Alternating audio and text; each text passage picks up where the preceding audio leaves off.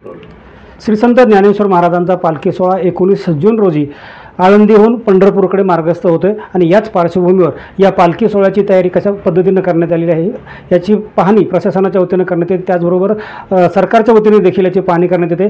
पुरंदर तालुक्यातील निरा येथे आणि सासवड येथे त्याचबरोबर जेजुरी आणि वाल्ला येथे देखील राज्याचे ग्रामविकास मंत्री जयकुमार गोरे यांनी या पालखी सोहळ्याच्या तयारीची पाहणी केलेली आहे। निरा येथे आले असता त्यांनी माध्यमांशी संवाद साधला आहे। निरा येथील पालखी तळाच्या सुव्यवस्थेसाठी त्यांनी 50 लाखाचा निधी मंजूर केलेला आहे।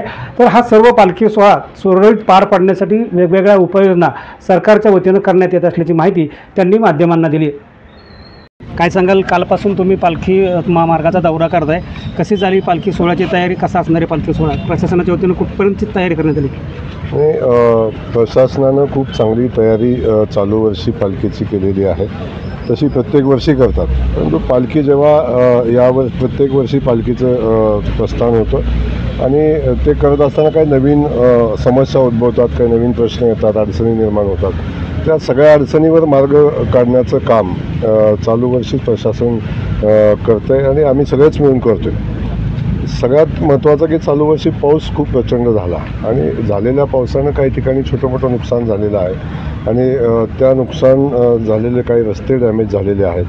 काही पालखी तळावर पण खूप पाणी साठते। काल मी तरळगावचा पालखी तळ बघितला की छोट्या पावसातसुद्धा अख्खा पालखी तळ पाण्याखाली होता। त्या ठिकाणी मी काल तातडीनं ते सगळा अख्खा पालखी तळ भरून घ्यायला सांगितलेलं आहे। त्या पालखी तळासाठी 1-1.5 कोटी रुपयाचा खर्च साधारण येतो आहे, पण 10 दिवसात ते काम 15 दिवसात काम कंप्लीट व्हावं असं नियोजन केलं। असं पंढरपूर शहरापासून निघाल्यावर शहरामध्ये काही अडचणी होत्या। 65 एकराचा पलीकडे जो तळ आहे पालखी थांबतात तिथं होता, पाकळीमध्ये काही अडचणी होत्या आणि खास करून NHIचं जी कामं चालू आहेत तिथेही काही अडचणी त्या निमित्तानं आहे। त्या सगळ्यांना पर्यायी व्यवस्था करायचं काम या निमित्तानं करतो। सगळ्यात महत्त्वाचं माननीय मुख्यमंत्री मोदयांनी यावेळी सूचना दिल्या की पावसाच्या याच्यामध्ये वारकऱ्यांच्यासाठी काही निवारा ठिकाणं तयार केली पाहिजेत की ज्यामध्ये वारकरी अगदीच पाऊस आला तर जाऊन उभा राहील, तिथं त्या ठिकाणी त्याला विश्रांती घेता येईल। असे जवळजवळ आम्ही 7 ते 8 लाख स्क्वेअर फुटाचे जर्मन हँगर आम्ही यावर्षी टाकतो आहे आणि पालखी तळाच्या बाजूला पालखी तळाला डिस्टर्ब न करता वारकऱ्यांच्या सेवा कुठं आपल्याला करता येईल त्या पद्धतीचं नियोजन आपण करतो आहे। आता याच ठिकाणी आलो म्हणजे प्रत्येक पालखी तळावर काही तर अडचण होती, त्या प्रत्येक अडचणीवर करायचं काम आपण करतो आहे आणि सुदैवानं ग्रामविकास खातं आज आपल्याकडं असल्यामुळं आपल्याला काही वेगळे निर्णय घेऊन आम्ही प्रशासनानं आणि मुख्यमंत्री महोदयांच्या सूचना अशा आहेत की आता स्थायी समाधान काढलं पाहिजे। प्रत्येक वर्षी मुरुम टाकणं, प्रत्येक वर्षी चाऱ्या खोदणं, प्रत्येक वर्षी काहीतरी व्यवस्था करणं, आत्ताच या निरातल्या ह्या विसावा जो आहे या ठिकाणी आपल्या ग्रामस्थांनी मागणी केली की हा एरिया कॉन्क्रीट करून द्या। तर आम्ही तातडीने निर्णय घेतला की 50 लाख रुपये या निवारा आपलं विसावा सेंटर जो पालखीचा आहे त्याचं कॉन्क्रिटीकरणाचा निर्णय आम्ही तातडीने घेतला आहे। माझं CO साहेब आहे तिकडे की त्यांना सांगितलं की येणाऱ्या 15 दिवसाच्या आत जोपर्यंत इथं पालखी पोचेल त्याच्या अगोदर ते काम करावं। या ठिकाणी जात असताना लोकांच्या अडचणी समजून घेऊन त्याच्यावर मार्ग काढायचा प्रयत्न आम्ही करतो। पलटणमध्ये गेल्या वर्षी पुणे, सातारा आणि सोलापूर जिल्ह्यासाठी आपण काय घेतोय आपण पालखीसाठी? पालखी सोहळा जिथे आहे आपण या 3 जिल्ह्यांमध्ये त्यासाठी निधी किती आपण अलॉट केलेला आहे? नाही, मी पालखी सोहळ्यासाठी ग्रामविकास खात्याच्या माध्यमातून तर आता आपण 60 कोटी रुपये आपण ची व्यवस्था आपण केलेली आहे आणि अधिकचा निधी लागला तरी आपल्याला अडचण नाही। काही आपण सोलापूरच्या DPDCतनं करतो आहे, काय सातारच्या DPDCतनं करतो आहे, काय पुण्याच्या DPDCतनं करतो आहे, काही नगरविकास खातं करतं की ज्या ठिकाणी शहरातनं पालखी जाते त्या ठिकाणी नगरविकास खातं पण मोठ्या प्रमाणात तरतूद करतं आहे। तर पैसे हा विषय या पालखी सोहळ्यासाठी बिलकुल नाही।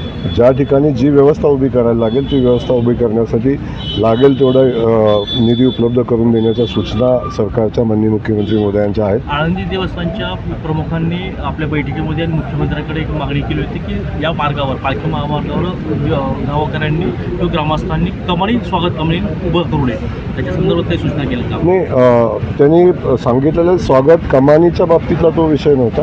काही ठिकाणी स्टेज स्वागत कक्ष उभे करतात आणि स्टेज घालून जो वाहतुकीला अडथळा निर्माण होतो आणि त्यात काही स्पीकर लावतात, काही DJ लावतात आणि त्याचा कर्कश असा आवाज येतो। या संदर्भात त्यांनी काही सूचना दिलेल्या होत्या. आम्ही कालच निर्णय घेतलेला आहे की कुठल्याही पद्धतीचा कर्कश आवाजाला कुठेही अख्ख्या पालखी याच्या सोहळ्यामध्ये कुणाला परवानगी दिली जाणार नाही. आणखीन काय त्यांच्या सूचना आलेल्या होत्या. स्टेज आहेत, स्टेज कुठं घालावेत, अगदी पालखी मार्गाला अडचण न येता त्या ठिकाणी घालावे. आणि पालखीचं स्वागत करताना पालखी च्या मानकऱ्यांना इकडे बोलवण्यापेक्षा आपण जाऊन स्वागत करावं आणि त्याचा वेळ कमी करावा हा एक विषय आहे. आणि कालच आम्ही एक मोठा निर्णय पंढरपूरमध्ये पण घेतला आहे की त्यांनी जो विषय सांगितला होता की काही ठिकाणी मटणाची दुकानं पालखी चालू असताना शहरामध्ये, खास करून पंढरपूर शहरामध्ये पण चालू असतात. तर आम्ही काल निर्णय घेतला की जोपर्यंत पालखी सोहळा चालू आहे तोपर्यंत कुठलंही मटणाचं दुकान शहरामध्ये चालणार नाही. त्या संदर्भात आपण कालच निर्णय घेतला. असे अनेक निर्णय जे पालखी सोहळा सर्वोत्तम होण्यासाठी आणि वारकऱ्यांना सगळ्या सेवा मिळण्यासाठी आपण करतो. फलटणमध्ये गेल्या वर्षी शौचालयाचं जे टेंडर आहे ते सोलापूरवरून आपण पुणे जिल्ह्याला, त्याच्याबद्दल थोडं सांगा. ते काय स्टेटस आहे? काय स्टेटस नाही आहे. शौचालयाचं टेंडर झालं गेल्या काही वर्षापासून पुण्यात, आणि आताही आम्ही पुण्यातच केलं. मध्ये तो सोलापूरमध्ये काय डिवाईड करून करता येतं का याचा प्रयत्न आपण केला होता. पण मी सांगताना मला आज आनंद होईल तुम्हाला की काही गोष्टी आपण त्या टेंडरमध्ये